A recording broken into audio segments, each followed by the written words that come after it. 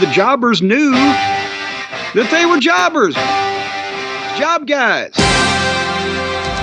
It's not a shame to be a job guy. You need job guys. The Job Guys. What the world isn't watching. What's happening, everybody? The Job Guys back with you one more time. Nitro Nick could not be with us tonight. So once again, it's just me, Oos, Slow, in the building. And we are here to talk about the first ever premium live event on ESPN and the brand new ESPN app. We'll get into that whole mess a little bit later on, but the very first ever WrestlePalooza. And man, they went all out for this thing. Stars from the WWE were on ESPN all week long on First Take. Sports Center, they had Sports Center specials throughout the last couple of days on ESPN promoting this thing. They did a great job promoting this event.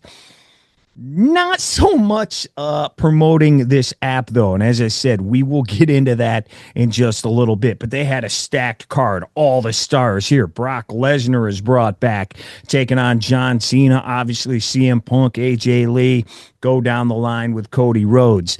But even with all that, I figured something big would have to happen. You know, because it's the first show on the biggest sports channel that there is, the biggest cable channel that there is. So I figured something big would have to happen in this show. You know, would Roman come back and help the Usos out in their match? Would Asuka maybe finally turn on Io Sky? Would Becky and Seth, would they win their match? Everybody assumed it'd be the other way. Maybe flip the script a little bit and they win. Or possibly, would Cody Rhodes lose? You have a big world title change on the very first PLE ever on ESPN. Didn't happen. No, sir. The only big surprise was there was no big surprise outside of the finish of the very first match. That was really the biggest thing. Not a bad show, though. I don't think it was great. I don't think it was bad. I was entertained. So, yeah, not too bad at all. Let's get into it. And they start out with that ESPN package that had got put out, I believe, earlier in the morning. But they start with like this 4-minute ESPN package. And as always, WWE's production is just as good as it gets anywhere in the sports world. This thing was sick, dude. It was awesome. Great package there. They go into Triple H, as he always does on big shows. He starts things out in the ring, and then he gets done. A truck pulls up. Guess who? The worst kept secret in the world, Pat McAfee, is here because they are in Indianapolis. He did game day earlier in the day, and boom, he's out here flew in from the U, where he dove into a pool off like a 3-meter board or something like that. It was crazy. So he shows up. He does commentary for the first couple of matches. And then here we go. We already knew that they were going to start this thing with maybe the main event. Cena taking on Brock once again. I thought, again, they did a good job, even though the build to this match wasn't very good. It was kind of strange the way they did it. But the two packages they showed last week and this week were awesome. Those packages were sweet, so they did a good job with that. Brock 4-2, they were saying, all time against Cena. So this would be the final showdown. What's going to happen? We saw a little interaction on SmackDown last night with Heyman and Brock. Well, Heyman interrupts the announcer, and he does his whole Brock Lesnar introduction. So that got the crowd going, dude, Brock, man. And, you know, we've heard through the years that, like, the part-timers don't get checked for performance-enhancing whatever. Well, they must not, dude, because this guy, he looked like 20 years ago. It was incredible, man. This freaking guy is still jacked to the gills, man. Still jacked to the gills. Match starts out. Cena's massively over, as you would expect. All Brock early, power moves, holds, things like that. Then Cena catches fire. He hits 3 straight AAs. And if you've seen this show before, you're probably going, oh, Slocum was not a happy camper. Yeah, dude, I was like, I've had it. I mean, and it wasn't like he hit 3 throughout a match. He hit bam, bam, bam, 3 of them. And they've already ruined the AA during this last title run, because I think Cody kicked out of like 6 of them during the last match. Not in a row there, but like 6 of them. This is 3 in a row. And it's like, this is like a right hand punch now. You've got to be kidding me. I mean, dude, they've ruined this. Brock kicks out of it. Then he goes right to work. He hits 3 straight F5s, doesn't pin Cena. And then he hits 2 more, doesn't pin Cena. And then goes for one final one. 6 F5s, and then just pin Cena 1, 2, 3. This match is over. Like, it was almost like that SummerSlam match from, I believe, 14, when he just squashed him. And that match was only a couple of minutes long. This one goes 8:25, so it was a little bit longer, but still, I couldn't believe it. I was shocked. The crowd was shocked. It kind of took the air out because, all right, what are you doing with Brock now? Is he getting another massive push? Who is he going after? What are we doing here? You know, it's not like even Cody. Cody's like 40, but at least he's somewhat of a newer star. When Cena lost to him, you're kind of passing the torch a little bit, even though you're not. Roman had already done that a year before, but he's definitely not passing it to the young, spry spring chicken Brock Lesnar. That's quite obvious. Very strange. And then he attacks the official.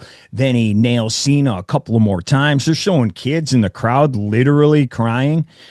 2 different kids are like literally crying. And then he leaves. It looked like he was going to do some more damage. I'm sitting there going, well, somebody's got to come save Cena, right? Something's got to happen here. Nothing happened. It was weird. And then Cena walks out, and he did turn around at the end. He turned around and he looked at the crowd and he just kind of pointed to his heart, and then he and walked away. It was strange, man. I did not expect that at all. Not one bit. I figured he would win, maybe lose, but not lose like that. But I guess maybe we should have known, because Cena always telegraphs things. You know, he comes out and says, I will win if he's going to win, or I'm going to lose. He was like, I'm scared of Brock. I could lose, but I'm going to try my hardest. So I guess we should have known based on him saying that. But yeah, very strange. So, and that was like the biggest surprise of the night, outside of one other thing, which I don't know if that really counts. We'll get to that too here in a minute. Second match is going to be the Usos. They're back together. I guess they're fighting together for the first time in 2 years, since 2023. They are taking on the Vision, the Bronze, and LA Knight. There was a little altercation earlier in the day, so LA Knight becomes the special referee. Figured something would happen there. They teased it later in the match, but really nothing happened with LA Knight. So it was like, why did we even do this? Usos come out through the crowd. They're yeeting. They stop. They tell everybody to turn their phones on and yeet with their phones. This took forever, but the crowd's into it, so, you know, that's cool. You wonder if they're going to be able to coexist. That whole thing, you know, because Jay's been showing a little edge the past couple of weeks. Will Roman come out, as I said? No, none of that. None of that at all. Scary moment late in the match. Braun went for the Frankensteiner on the top rope, as he does, and he slipped and he landed. It looked like he landed on the back of his head, but then he starts grabbing his legs. So you don't know what's going on. And it looked like, yeah, you know, it could have been bad, but he does get up and he kicks out of a spear and an Uso splash. They take out Bronson with a dive. Jay did as he comes through. Bronson and LA Knight were on the outside. LA Knight's like, hey, were you doing that? You trying to hit me? You trying to hit me? Then Jay gets a chair. He goes to swing it and almost hits LA Knight. So they were teasing that again. Nothing happens. Somehow Jay cut his head with the chair. Like during this whole chair thing, somehow he nicked his head and he was gushing pretty bad. As that happened, then he and Jimmy get double speared through a table that was set up in the corner. Tsunami, it's over. So the Bronze win it. No Roman, no nothing. They keep the Bronze strong a little bit here, which was probably needed. But Jay takes the pin also. So we'll see where they're going with this Jay thing. Because like we said, they have been teasing this little attitude that he's had lately. So we'll see what goes on there. Then they come out. They show all the celebrities that are there. Basketball players and some actors who I don't know who they are, and a couple of singers. Tyrese Halliburton, I think, got more TV time than Roman Reigns has had in like 2 years. He was all over everything this week and today. And then they go, WrestlePalooza is brought to you by Xfinity. Well, that's cool. But if you have Xfinity as your cable service, you weren't able to watch this show. I know because I have it. So let's get into the whole mess with the cable, with the new app and all that. We did a show on it back in the day when they first announced it. And even last week, Monday on Raw, Joe Tess said, if you already subscribed, you're good. No, you're not. WWE, they told us all from the get-go, from back in May when they first did the press release announcing they were starting this new app. If you subscribe to cable and have ESPN, you will be fine. Well, that turned out not to be true. And after the head of ESPN talked earlier this week, Front Office Sports had a big summit, basically, with a bunch of people from Fox and ESPN and all the cable channels and all the sports channels and personalities and stuff. He talked at that. And now I finally think I know why there are some cable companies that you get it, Spectrum and whatnot, you're fine. And then Xfinity, YouTube TV, which they told us, they actually said the names. Xfinity, YouTube TV, you're good. And now that's not the case. I think I found out why after this guy talked. Now, right before the NFL season, ESPN acquired the NFL Network, and they launched the app immediately before the NFL season starts so they can have the red zone on there and all that stuff. Well, WWE, if you remember, was supposed to still be on Peacock through the end of the year. Obviously, they said that they fulfilled their thing. Because they had now 2 nights of SummerSlam, 2 nights of Mania, so they fulfilled their contract obligation. Well, they jumped on it, ESPN, and they're like, hey, here's another thing we can put on our app to launch it right away. Here's the problem, though. Xfinity, YouTube TV, and everything, they still have a contract that's not expired yet. So they can't now go give it to you for free because they are still under their current contract. The ESPN dude said at that, by the end of the year, every cable company should, he didn't say definite, but he said by the end of the year, they should be able to get it. So like me with Xfinity, I don't know when that contract ends. It might be Thanksgiving. It might be Halloween. I have no idea. But then once that does, they'll come up with another deal, boom, boom, boom, and you should be able to log in. But right now, that ain't the case. So it's ridiculous because, you know, if you have cable, like there's no Spectrum where I live. It's Xfinity. So if you live in a Spectrum area, yay, you get it for free. If you live in an Xfinity area, sorry, pal, that'll be $30. You know, like you're just screwed.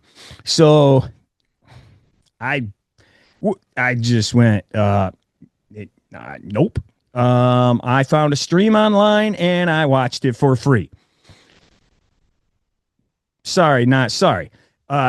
Dude, I don't know anybody, all of my close wrestling circle of friends, None of us were able to get it. And some of them have DirecTV. But it was only free for you if you have DirecTV streaming, not DirecTV with like the dish in your backyard. What's the freaking difference? I don't know. Like, I don't. Well, it's DirecTV. I don't know, man. That makes no sense whatsoever. So, like, none of my friends had it, and a bunch of them also went and found streams to watch it. And then there's just the confusion about the app to begin with, because they changed the name. They got rid of ESPN Plus, and a lot of people thought, I have ESPN Plus already, I'm good to go. No, they got rid of that, and they changed that to some other name, and now this new app that's the $30 app is called ESPN Unlimited. So that confused a bunch of people. So I'm sure I haven't seen it all tonight. I did see it all week. I didn't see any tonight, but I'm sure there's going to be a lot of talk about that. Whole thing's goofy, so I pirated the thing. Like, dude, I've given WWE enough money the past 34 years, going to however many Raws and Nitros and WrestleManias, and traveled across the country and into other countries to go to WrestleMania. Like, I've given you enough money. Straight cash, homie. You're going to eat that $30 this month. Sorry. Okay, back to the show. Some people thought this was the match of the night. Vacant Ladies World Championship. Stephanie Vacquer taking on Io Sky. Yeah, some people thought this match was absolutely amazing. I won't go that far. Stephanie didn't get the cheers I thought she would at the very beginning when she came out. But then she did later. She definitely did later. I thought this match was kind of boring for the first however many minutes. Let me see how long it went here. It goes 20. I thought maybe the first half of this was kind of boring, and I don't know. And man, this is where people turn the show off. I'm not a huge Io Sky fan. Like, she can obviously work. She can work, dude. My match of the year still to this day is the Triple Threat WrestleMania match, which she won the belt. I still think that's the match of the year. But there's something I just don't connect with her. I don't know if that's it or what. But it did get hot toward the end of this match. The crowd, and even, again, it might just be me. The crowd is chanting, "This is awesome," throughout, when I was still thinking, okay, that needs to get moving here. And then it did. The crowd starts chanting for Stephanie. And, dude, she started flying around a little bit. She hit a crossbody on the outside down to the floor. She hit her big move that everybody goes nuts about. I think Barrett said something about he made some kind of comment that like would make Booker T shake his head. And Cole's like, "What did you just say?" He's like, "Oh, never mind, move on." I can't remember what it was, but it was some kind of like, I want to be up in that kind of thing, and was like, all right, okay, I guess we're going there. But then the match did get way better, and the crowd starts chanting for Stephanie as she climbs up to the top rope. And dude, she absolutely nailed her finish for the win. They called it a variation of the spiral tap, some twisting back moonsault thing. Dude, it was awesome. It was awesome. And she freaking just flat out nailed it. And, it's like what I always used to say about the AEW dudes and stuff, and they're in WWE now, the Lucha Brothers. Like Ray Phoenix would do triple Lindy 8 times in the air. So that's like, what, a 9 Lindy, whatever that is. But he'd land like way over there, and the guy was sitting right here. Dude, she freaking hit this dead on, man. It looked awesome. She nailed it. Crowd went nuts. Great pinfall finish. She immediately gets a little emotional. Her father was there, and I heard her say in an interview earlier in the week, I believe with Van Vliet, that this was the first time he'd ever seen her wrestle in America. So that was cool. He was there. She and Io do like a Japanese style thank you to each other. And then she goes over to her dad. Dad holds up the belt. It was sweet, man. Like, it really picked up after the first 10 minutes or so. It finished strong. So it was pretty good. No interference from Asuka, as we said, which is good, because if you're going to put Stephanie over, you don't want her winning her first world title because somebody else helped her out. So I'm kind of glad they did that. Now Asuka's going to be really mad, and now she's going to have a reason to beat her up because she let them down by losing. So yeah, it ended up pretty good. 2 more matches. The one maybe getting the most pub outside of Cena and Lesnar is the mixed tag match. Becky and Seth taking on Punk and the returning AJ Lee. I'm probably going to catch heat for this too. It was not bad at all. Not bad at all. Was it great? Yeah, there were really good parts, and then there was some sloppiness, especially toward the end. It was nowhere near the WrestleMania 34 match. Stephanie and Triple H taking on Kurt Angle and Ronda Rousey. I mean, I don't know if anything's going to touch that. That match was awesome. I don't even know if it was as good as the 33 match. It definitely had the hype, though. It definitely had the hype. I mean, they are chanting. The crowd was into this from the get-go, man. They were hot. They had a Punk chant and an AJ chant and a GTS chant. They are going on and on and on. They did the smart move. AJ did not check in forever. They build and build and build till she finally got in there and could lay out Becky. Finally gets the hot tag. Old school wrestling right here, man. And the ref didn't see it. So she gets pushed back out. AJ finally gets in, though. And here's where people are probably going to get mad. And I don't wrestle, so, who am I to rip on whatever? But AJ goes for Luthez press right away. And, dude, she jumps on top of Becky and starts laying it in. Kind of. The punches were not good. They looked really, really bad. Really bad. Then she did another Luthez, same thing. Then she got into the corner and was doing the 10 count thing, standing up on the ropes. And, I mean, she's, clearly missing and, hitting the turnbuckle. Shane McMahon is sitting there going, ooh, better tighten those punches up, Yeah, it wasn't good. And then she started paintbrushing Becky and Seth, and she's just, swinging her arms.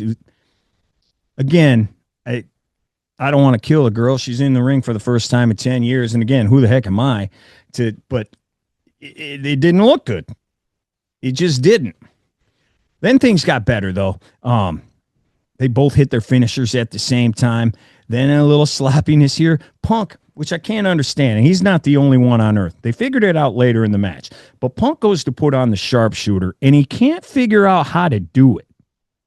He crosses the legs one way, and then he crosses them the other way, and then they're just all squeehawed. And he, just turns them over anyway, and his legs are like this. They're not, crossed. It was... how do we not know how to put the sharpshooter on? You stick your leg in, you cross their legs, and you turn over. I've been doing the sharpshooter since Brett became a single in 1991. I was 11. How is it that hard? It's not just him. Other people can't figure it out either. We have 2 pedigrees at the same time, kickouts.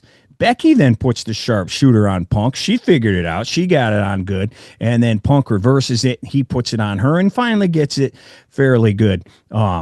Seth comes in. He hits his move, and he pins Punk. But AJ's there for the save. Becky then gets up, manhandle slams AJ, and then she pins. Wait a minute. Who's the legal man here? And now for the rest of the match, it's just a tornado match. There's no tagging. There's no nothing. Anybody can pin anybody at any time. You don't have to be apparently the legal man to pin. It's just whenever there's a pin, we're going to count. It's like kind of weird. If that's the case, why did AJ sit on the outside for the first 15 minutes of this match? Like, they just forgot the rules altogether at that point. And I'm like, okay, this is kind of turning into a mess here. They get outside, they go through a table out there. And then in the end, Becky goes for the manhandle again. It's reversed into a Black Widow, and Becky taps. So your winners are AJ and Punk, and everybody goes home happy. It was entertaining. It was definitely entertaining, but really sloppy. And again, the confusion on we were just forgetting about tagging now. Like, all right, I guess. So that's why, I see people are like, this 5 out of 5 stars. And I know people are excited to see AJ, who's now apparently, the greatest worker of all time. But there we go. Well, Triple H says we would be surprised, as I talked about before, and we haven't had any surprises yet. Well, we finally get one. We get a gong strike. And then instead of the Undertaker music, we get American Badass. Haven't heard that in a long time. Here comes Undertaker. He's on a motorcycle. And then randomly, they shoot from the other side of the barricade. He stopped on his bike, and you just see Stephanie over the shoulder clapping. You're like, and they keep showing it over and over again. Like, why do we care that Stephanie's clapping all of a sudden for the Undertaker? What are we doing? And then they show Nick Khan, who's there for like 1 second. Taker grabs a mic and he goes over to Stephanie. He's like, hey, I saw you at a boxing match last week in Vegas. And now I'm seeing you here. What are you, following me around? And then he goes, I've always wanted to say this. Are you ready? Well, this guy's a regular Shane Gillis nowadays. Like, he doesn't talk or break character, do anything for 30 years. Now he's out here doing stand-up. I can't see real well. Is that Bert Kreischer over there? Who is that? Oh, no, it's Mark Calloway. So then he goes, well, I got a surprise. He didn't say. He goes, you are the first member of the 2026 Hall of Fame. Like, wow, this is early. I wonder why they decided. So, I mean, it's cool, well-deserved, obviously. But I wonder why they did it today. Like, usually they're announcing people, 2 weeks before Mania. This is freaking September. So, yeah, she's in. So that was kind of cool. Totally surprised her. What he should have said, though, is if he wanted to be real funny, should have said, where to, Stephanie? That's what he should have said. The Hall of Fame, that's where to. That would have been funny. Okay, our final match now. It's Drew and Cody, WWE title. Like I said, man, I'm going, man, Drew might win now because nothing really big has happened. Didn't happen. Cody wins in a really good match, goes 17-17, fast-paced action from start to finish, man. I mean, these two, they were going at it. It was sweet. Turnbuckle comes off. New ref comes out there a little late when Drew had him pinned for a while, so he's going to be pissed about that. Then he gets thrown into the buckle. Crossroads kicks out of it. Drew then did the thing where he, with Cody a few weeks ago, where he laid him up against the new announce table and then did the kick into the table and put him through it. He went to do that. Cody moves, so he kicks through the table. So now his leg's all jacked up. Gets back in the ring, going for a Claymore, and his leg gives out on him. So he falls down as he's going for that. Cody hits a cutter off the top, hits the crossroads. 1, 2, 3. Boom, that's it. It's over. I was kind of surprised, like just that. Obviously, his legs hurt or whatever, but, now with kicking out of 80 finishes all the time, I was shocked that that was it and that did it. So Cody wins, and it makes sense, I guess, because if they are in a new era, ESPN and everything, and Cody's the guy, well, we want the belt on the guy. So he's the champ now of the ESPN era. Post-show comes on, and about an hour into the post-show, toward the end of it, Cody was out there being interviewed, and he was interrupted by Seth's music. All Seth did was come walking out, and they did the whole WWE thing where the one guy holds up the belt, they go face to face, holds up the belt, and then he holds up his belt. And I'm going, oh, crap. This means they're doing the Crown Jewel Championship thing again. Because randomly, Crown Jewel is always in Saudi Arabia. Now it's going to be in Australia for some reason. I'm like, that's what they're doing. They're doing the title for title thing again. And then Triple H later on came out and said, yes, they are doing it. So I don't know about that because, Seth and Cody has been done a million times already, and it's been a few years ago since we've seen it. But restarting that feud and an actual feud, man, that could be huge, not just like some throwaway one-off match, like I didn't like it last year when they did it, Cody and Gunther, and then Cody just beats Gunther when he's red hot. Well, that makes the other title the B title. I don't like that being the B title, man. I mean, if you're going to make him world champ, you don't have 1 and 1A or A and B. So I don't like the one-off thing. I still feel that way. I think that kind of stinks that they're doing that, but they're doing it. So looks like the Drew feud is over now, and he's moving on next month. I believe they said October 11th is the Perth show. So that's going to be title for title, or for that Crown Jewel title, the fake title. So they're getting another use out of that belt, which we haven't seen in over a year. So there we go. Again, obviously I said some complaints about the things, but I was entertained. I thought it was good. I don't have a problem with anything that happened at all. I would rather see Stephanie with the belt, even though, that was another thing. Triple H said on the post show, the reason why the build to this match was kind of weird and Stephanie was gone for a couple of weeks for no reason, like, where is she? He said she was super sick and he couldn't exactly explain what it was, but he's like, yeah, she was like terribly ill. So that's why she wasn't here, So, okay, that makes sense. But yeah, I'm glad she got it, not Io. I know people like her. She can work, but I just don't get it. And, we've seen it before, Stephanie's new and her English gets better every single day. So that's good. I'm cool with that. I'm cool with I wasn't super into the Becky, that whole thing. I get why people were. And yeah, either way was cool with me. The Cena thing is the big shocker. Like, okay, where are we going here? Something's got to be going on here. That's the big shocker on that one to me. So we'll see. We'll see what happens. And see what happens is they now move in 3 weeks. I'm going over to Australia. Hey, we haven't done this in a while, and Nick and I were going to do it. And unfortunately, again, he couldn't be here today because he's another one. He has DirecTV, but he doesn't have that streaming DirecTV. And then he had some other stuff going on, and he couldn't watch the entire show, so he couldn't be here tonight. But we were going to give our top fives, which we have done sporadically starting in the summer. Do it like once a month, once every few weeks anyway. We give our top five as of today for both the men and the women.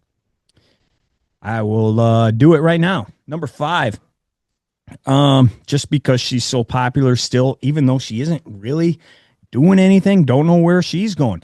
Is she going to go to Perth and win one of these belts in her home country? I'm not sure.